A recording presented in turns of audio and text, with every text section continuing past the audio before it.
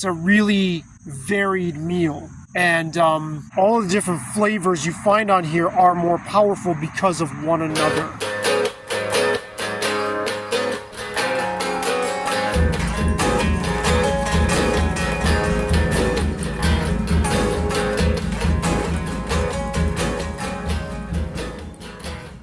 Hey, welcome to Feedback Def. I'm Sad BRK, the apostate music journalist. Living Colour's Time's Up, released August 28th, 1990. I just posted a video about Ritual de la Habitual by Jane's Addiction and Persistence of Time by Anthrax, both of which were released August 21st, 1990, a week before Time's Up. I look at these three albums as a group of triplets. The other two came out a few days before I left home to start college. This one, Time's Up, was out when I was already at college, and all three of them really punctuated and defined that experience, and to a really large degree, my life, just for setting the tone at such a crucial age. Okay, so what really stands out the most to me about Time's Up is just how beautifully varied it is. You know, Living Colour comes on the scene with that first album, Vivid, that I think either goes platinum or double platinum, I'd have to check, on the strength of the hit Cult of Personality, and also Open Letter to a Landlord, and Funny Vibe, and, oh my God, Middleman. But on that record, you know, as much as they're sort of pointing in a bunch of different directions, they still are firmly rooted in hard rock. With Time's Up, they kind of blow these genre distinctions to smithereens in a way that I think is just so invigorating. So the album starts off with the title track, this really like apocalyptic dread, and there's like it's like their take on Bad Brains tempo, like jackhammer hardcore, and then that slows down to like half tempo, and there's this metallic undercurrent to it, which is pretty steady throughout the rest of the record. But then there's all these other like tributaries that they go down. Two songs that stand out in this regard for me in particular, and songs that I absolutely love, are Solace of You, which has this Ghanaian high life like structure and vibe to it. That song features a guest vocalist named Darren Young, who sings this Swahili counterpoint to what Corey Glover is singing. And man, the different textures of Vernon Reid's guitar work throughout this entire record. I mean, it's both fair and unfair to say that Living Colour is a guitar rock band, or is a guitar band. They are a band with a very, very, very distinctive, dazzling guitar player who was also really, really great at positioning the guitar within music. Like, it's not wanker music. It's not something where you feel like the guitar ever overwhelms the overall sound. And also, everybody else in the band, they really, really, really hold their own against that. They are all very distinctive players themselves. But I have to say, I mean, oh my God, like the ripples of guitar at the beginning of the song Undercover of Darkness, which features Queen Latifah, who does like a guest feature on it. But man, the way that guitar starts at the beginning, I mean, this is so the classic Vernon Reid. The guy is like a painter in the way he applies these different colors and textures and tones and shades to everything he's doing. And he is also, on top of all that, a shredder, kind of. I used to think his solos were just like noise. I didn't appreciate them. I've never been receptive to guitar solos for their own sake. In fact, a lot of them I just kind of tune out. Even if it's not just guitar, like you know, certain Deep Purple songs I love where the organ goes on and on and on. It just doesn't lift me up. However, there are several more. But there are three players who come to mind in particular who really almost always do something really sort of impressive from a dexterity standpoint that always fits the song, almost always. So one of them would be Dean DeLeo of Stone Temple Pilots. Another one is Jerry Cantrell of Alice in Chains. And then there's Vernon Reid. Those three are always the ones that come to mind for me where it's like, man, they're really doing a lot. There's a lot of fret-burning pyrotechnics, especially in Vernon Reid's case. And yet, it's so beautiful. Again, I didn't always feel that way. I was like, man, this is just like spastic, like splattering of notes. And then it clicked. There is a freneticism. There's a real like he's been compared to Jackson Pollock, which to me makes perfect sense. It's probably a little obvious, right? But there is something. There's a real intention there. It's not just like blah, vomiting up all these notes. It's quite the opposite.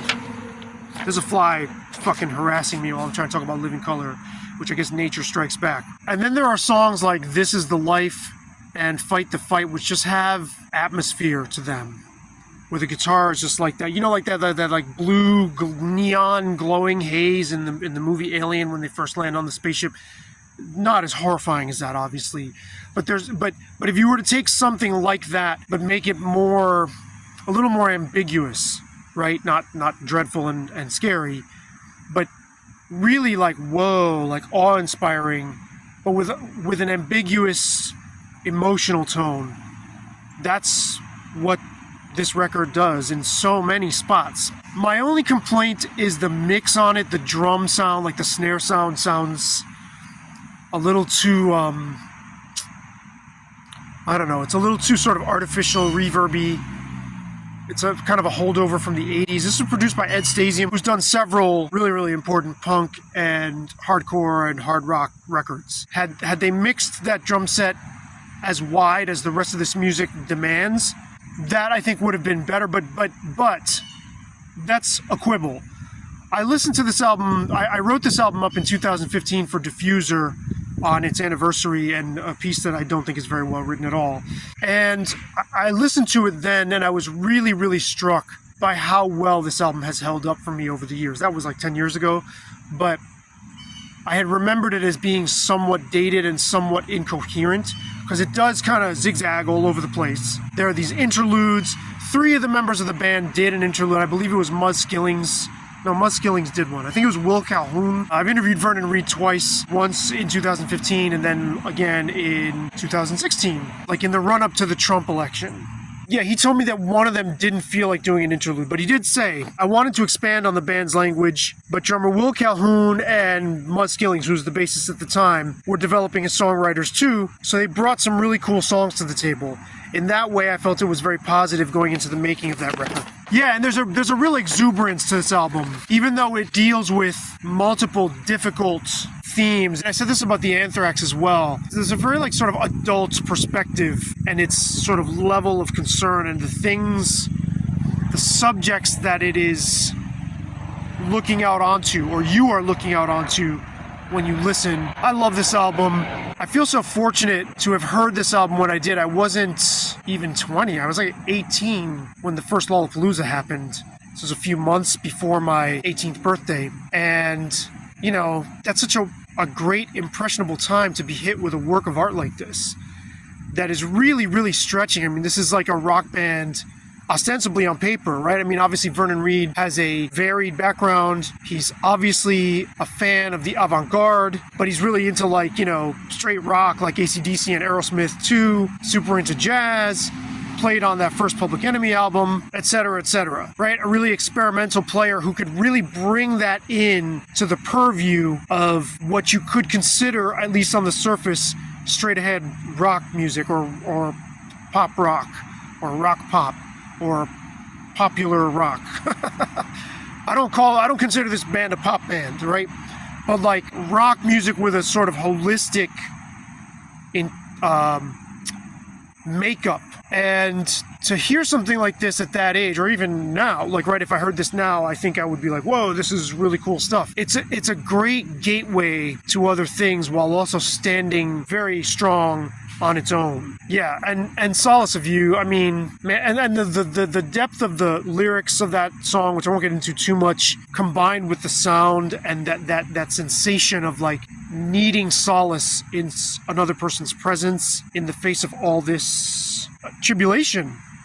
What the human spirit needs to continue persevering through extreme difficulty. What a breathtaking piece of music that is. What a breathtaking thing to put into a song in this way. It's so gentle and and there's a golden rays of sunlight shining, from your speakers when you listen to that song. And the fact that it's got that high life feel to it that's so upbeat and so life-affirming and joyful, combined and juxtaposed with those words. It's just really, really, really masterfully done. I also love the fact that these guys were initially, when Vivid was out in 88 or 89 or whatever, I think it was 88, is 88. They're sort of lumped in with like hard rock, but hard rock that's like, edging at top 40 acceptance, right, with Cult of Personality. But with this, the timing and where they were going was just right for them to fit with the whole alternative wave. They were obviously on the first Lollapalooza, which I went to, so I was lucky enough to be there. I had seen them a couple times, maybe a few times even, by the time of Lollapalooza. But to have them included in that entire rumbling, right, of all these fresh approaches to rock music, where it was, at least at that time, the feeling was that, you could take rock music in almost any direction. There was all these new angles that you could apply to it, and you could just run with the ball. To see them as part of that was just, that actual show, but also that whole sense of the zeitgeist shifting was really, really, really wonderful. And I should mention the ecological concern of the title track. There was definitely a palpable sense of tension at the onset of the 90s. There was a sense of something building to a kind of breaking point and a fear of where we, being at this precipice. Obviously, that has only intensified over time. I should also mention, though, the song Information Overload, which Reed told me he had no idea just how prescient that song would end up being. There was already that feeling, it was very prevalent, that sense of overload from media input and constant saturation. I mean, again, that's obviously only increased, magnified exponentially since then, but it was already there. I just think that's really cool to have written a song, being able to foreshadow that just as the conditions were coming into play that would set the stage and set the tone for us now being completely bathed in omnipresent ambient communication non-stop, almost being piped directly into our brains, and we're practically there already. 1990, I remember being in college and everybody getting an email address, and this just goes to show we all got it in our mailboxes on pieces of paper with our email address. And I remember thinking, only the computer geeks are even going to care. Like, what's that? Who cares? What's an email address? And within like a couple of years, how quickly that idea caught on. And this was obviously before social media, and you know the rest. But to have that song released right at that point, right as that door was just coming ajar, and then obviously we've, ripped the door off its hinges and we're through the door, right? That's a really cool touch. When you listen to this record, that song does not sound dated. It sounds very much in alignment with right now, and I love that. Like I said, I love this record. I don't really have much else to say about it other than it's a really varied meal, going from song to song to song to song. There's a lot here, and it's a deep album. And speaking of life-affirming, comedian Kamau Bell tweeted about this album on its anniversary. Here's what he had to say, because this is incredible. I can't say enough about this album. It 100% affirmed my existence and changed the direction of my life. It is my favorite album of all time. So he talks about listening for the first time in his friend Rob's car in the suburbs of Chicago, outside of a record store that he would go to, on cassette. I was happily never the same. My career is what it is in large part because of this album. I think that is fantastic. And it just goes to show, here's a comedian saying that about a record, right? You wonder, when people make art, when the guys in Living Color made this album, could they have imagined that some kid in the suburbs of Chicago was going to be so affected by it that it would largely determine the way he approaches his comedy, like his art, which is not music, right? Or it's in a different realm from music. I just think that's so awesome. It's on my Desert Island disc list, and I will always hold it together with those other two records I mentioned, the triplets.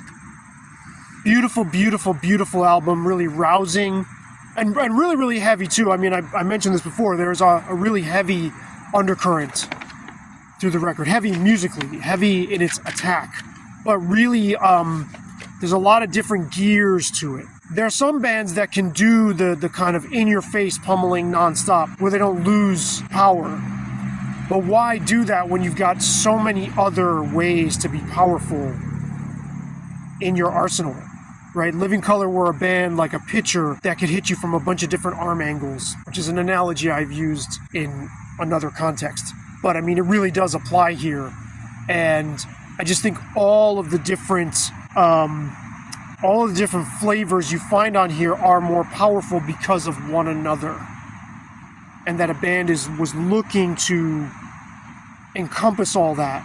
I just think it's beautifully done, in spite of my quibbles about the snare sound, and that's probably really nobody's fault. If there were to be a remastering of this record, I don't think it's necessary. That's the only thing that I would want slightly adjusted, to have a little more air in the drum set. But I mean, there's no point in sort of disrupting the whole canvas just to shine a light on that. But even still, it's a real monument to what rock music, the potential that was there in the early 90s. This was a time of unprecedented openness and exploration. I mean, there was so much going on in that decade, and people were really going for it. They were really, really, really shooting for the stars, or letting the stars guide them and pressing towards the horizon, towards the unknown. And I think these guys landed on such an amazing place, or really places, if you listen to this album. What I once thought was slightly incoherent does not sound that way to me at all anymore. This is a very full, complete body of work. Well done, Living Colour, well done. It has aged very, very, very well. For Feedback Def, I am Sabby Reyes Kulkarni, the apostate music journalist. What are your thoughts on this record? When did you first hear it? What is your story with this album? Kamau Bell has a story. What's yours? I'd love to hear it. Thanks for hanging with me. I hope you will keep on finding the beauty in sound and the beauty all around, even as the flies are hovering around me here. Hey, maybe there's beauty in that too.